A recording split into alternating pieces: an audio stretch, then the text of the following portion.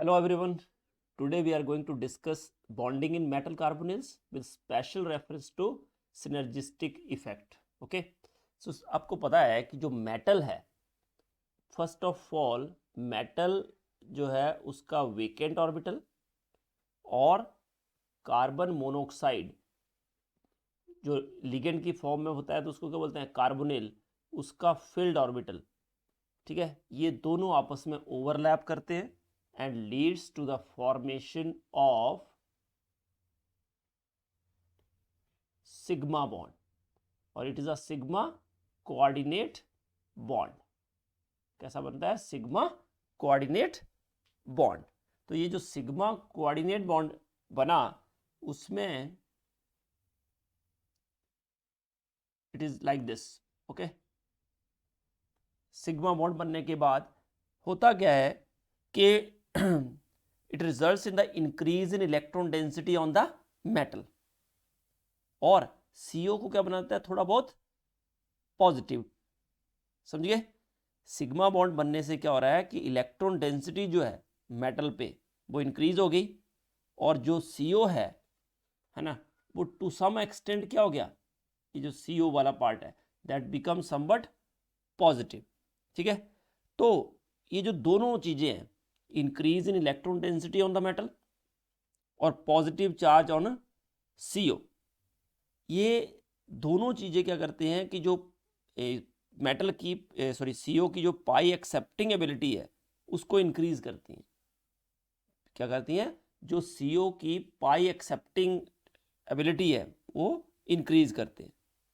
ठीक है, तो इससे अब क्या होगा कि जो मेटल का फील्ड ऑर्बिटल है और CO का पाई स्टार एंटी बॉन्डिंग जो वेकेंट ऑर्बिटल है, देखो मेटल का फील्ड, ठीक है, और CO का pi star anti bonding orbital, ये वेकेंट है। उसकी मॉलिक्यूलर ऑर्बिटल डायग्राम देखोगे तो आपको क्लियर हो जाएगा। ये वेकेंट ऑर्बिटल और मेटल का फील्ड डी ऑर्बिटल। अब देखो ये भी मेटल का फील्ड, ये मेटल का क्या था, वेकेंट डी ऑर्बिटल। अब वेकेंट डी ऑर्बिटल मैंने कैसे बनाया और फील्ड डी ऑर्बिटल अलग तरीके से बनाया। इसका रीजन क्या है कि जो मेटल है उसका कौन सा ऑर्बिटल CO से ओवरलैप करेगा, जो उनकी प्रॉपर सिमेट्री होगी। तो देखो CO का कौन सा था, sp-z ऑर्बिटल, मतलब sp ऑर्बिटल है ना, और मेटल का कौन सा यूज होगा, dz² जनरली, तो ये ओवरलैपिंग हो पाएगी। ठीक है ना, क्योंकि उनकी प्रॉपर क्या होती है, सिमेट्री। अब pi star vacant orbital of CO जो है और फील्ड कौन सा होगा, dxy dyz या dzx, मतलब T2g जो ऑर्बिटल है उनमें से कोई एक, वो क्या करता है, फिर वो इसको बैक डोनेट करता है इलेक्ट्रॉन।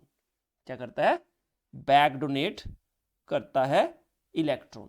अब बैक डोनेशन से क्या होगा, और बैक डोनेशन के लिए किसने उसको फोर्स किया, ऐसे ओवरलैप कर जाएगा।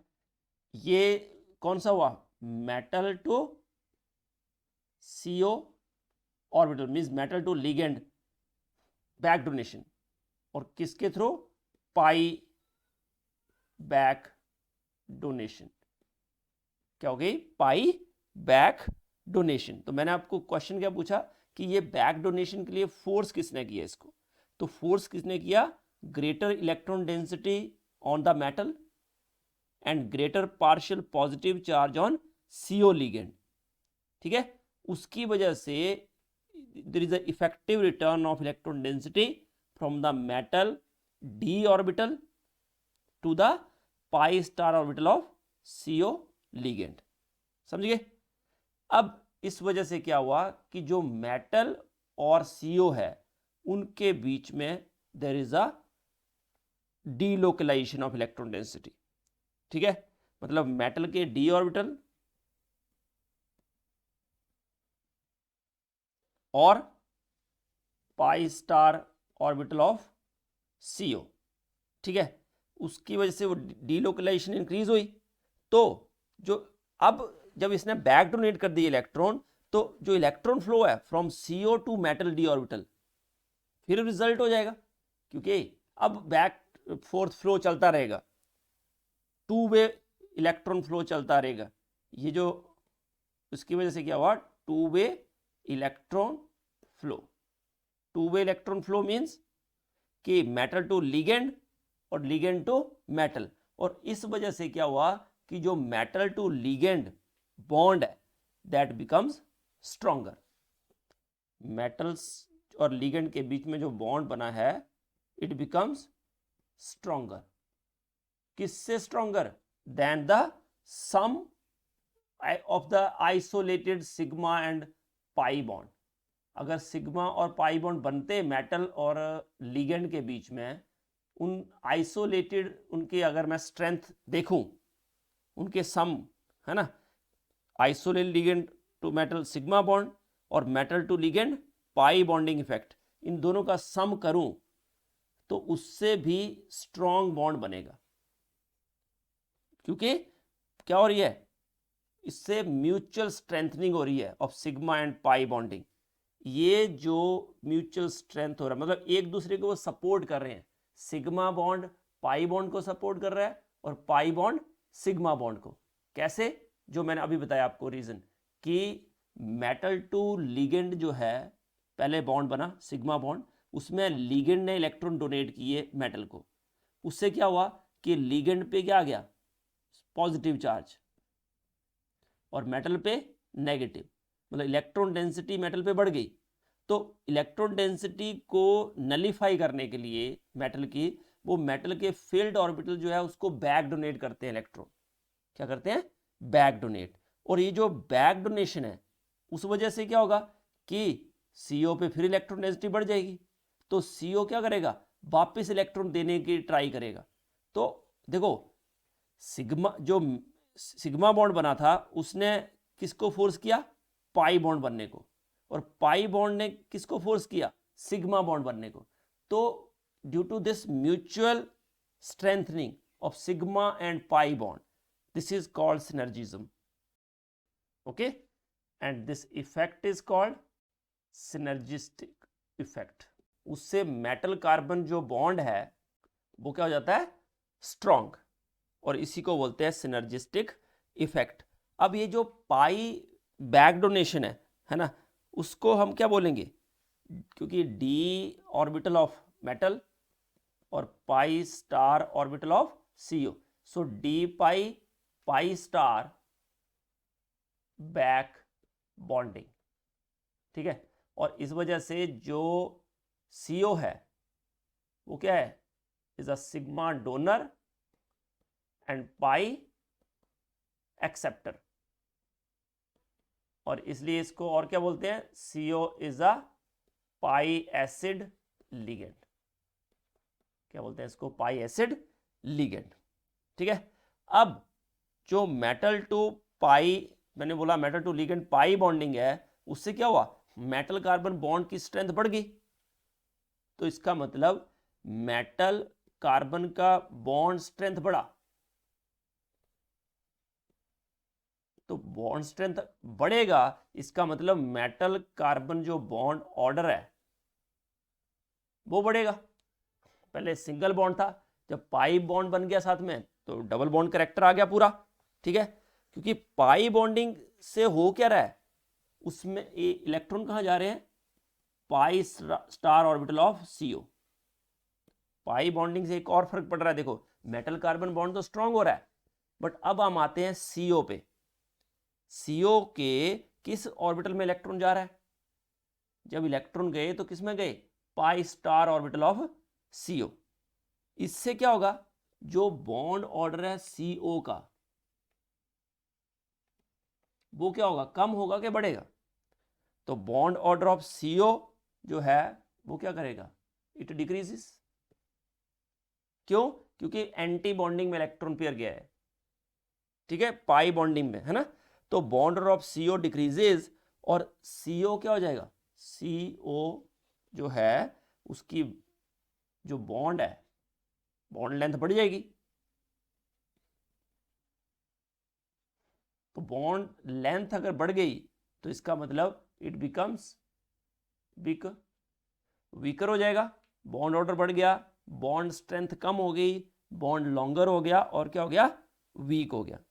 ठीक है, तो इसका मतलब ये बोल सकते हैं हम कि जब ये पाई बैक डोनेशन हुई उस वजह से जो मेटल कार्बन जो है, मेटल कार्बन के बीच में जो बॉन्ड बना उसमें आया डबल बॉन्ड। इसका मतलब जितना ज़्यादा ये पाई बैक डोनेशन होगा उतना मेटल कार्बन जो डबल बॉन्डिंग है वो बढ़ेगी। सही है। सो डबल बॉन्डिंग अगर मेटल कार्बन के बीच में बढ़ती है तो CO के बीच में जो ट्रिपल बॉन्ड है वो कम हो जाएगा, मतलब 3 बॉन्ड ऑर्डर से वो लेस देन 3 बॉन्ड ऑर्डर हो जाएगा उसका। इसका मतलब हम बोल सकते हैं कि increased metal carbon double bonding leads to decrease in CO multiple bonding. सही है स्टेटमेंट कि जितना मेटल कार्बन बॉन्ड स्ट्रांग होता जाएगा उतना ही जो CO बॉन्ड ऑर्डर है वो कम होता जाएगा। सही है, तो हम ऐसे लिख सकते हैं इसको, मेटल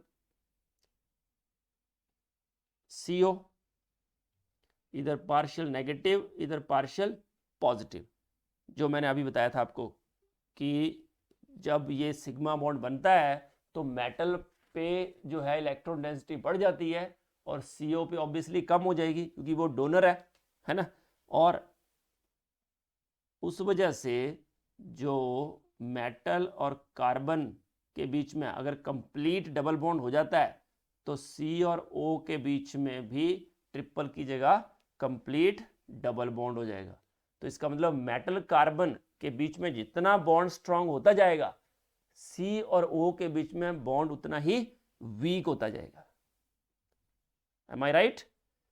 तो ये कब A फॉर्म में रहेगा और कब ये B फॉर्म में रहेगा, ये मैंने रेजोनेंस स्ट्रक्चर बना दिए दोनों के। ठीक है, these R resonance structures in metal carbonyl. अब केस 1 लेते हैं कि अगर जो मेटल है वो हाई ऑक्सीडेशन स्टेट में हो, जो कि जनरली केस नहीं होता है। मेटल कार्बोनिल में जो ऑक्सीडेशन स्टेट है वो लो ही रहती है, जनरली 0, है ना। बट लेट अस सपोज कि मेटल जो है is in high oxidation state, तो ऑलरेडी ऑक्सीडेशन स्टेट हाई है, इलेक्ट्रॉन मिलेंगे तो उसकी ऑक्सीजन स्टेट थोड़ी कम हो जाएगी। इसका मतलब इलेक्ट्रॉन डेंसिटी ज़्यादा बढ़ेगी नहीं। सही है ना, क्योंकि हाई पॉजिटिव चार्ज है ऑलरेडी मेटल पे, मेटल ऑलरेडी इलेक्ट्रॉन डेफिशिएंट है तो उसमें इलेक्ट्रॉन रिचनेस आएगी नहीं। सो जो इलेक्ट्रॉन डोनेशन है, बैक डोनेशन, वो कम हो जाएगी, है ना। So there will be poor pi back bonding. Am I right? तो पुअर बैक बॉन्डिंग होगी अगर पाई बैक बॉन्डिंग, तो जो बॉन्ड ऑर्डर है किसका, मेटल कार्बन का, वो क्या रहेगा, क्लोज टू 1, क्योंकि जितना ज़्यादा बैक डोनेशन होता है उतना ही मेटल कार्बन बॉन्ड स्ट्रांग होता है ना, बॉन्ड ऑर्डर बढ़ता है। बट अगर ऑक्सीडेशन स्टेट हाई है तो पुअर बैक बॉन्डिंग होगी, उसी वजह से बॉन्ड ऑर्डर मेटल कार्बन का क्लोज टू 1 ही रहेगा और that of CO is close to 3। ठीक है, तो मेटल और कार्बन के बीच में सिंगल बॉन्ड रहेगा और CO के बीच में ट्रिपल बॉन्ड रहेगा, मतलब A स्ट्रक्चर जो है वो रहेगा। ठीक है ना। बट केस 2 जो कि मोस्ट प्रोबेबल होता है इन मेटल कार्बोनिल्स, कि metal is in low oxidation state, जो कि जनरल केस है मेटल कार्बोनिल में। मतलब कि लो ऑक्सीडेशन स्टेट मीन्स क्या रहेगा, वो इलेक्ट्रॉन रिच। ठीक है, then there will be strong pi back bonding, strong pi bonding रहेगी बिटवीन मेटल एंड CO। ठीक है,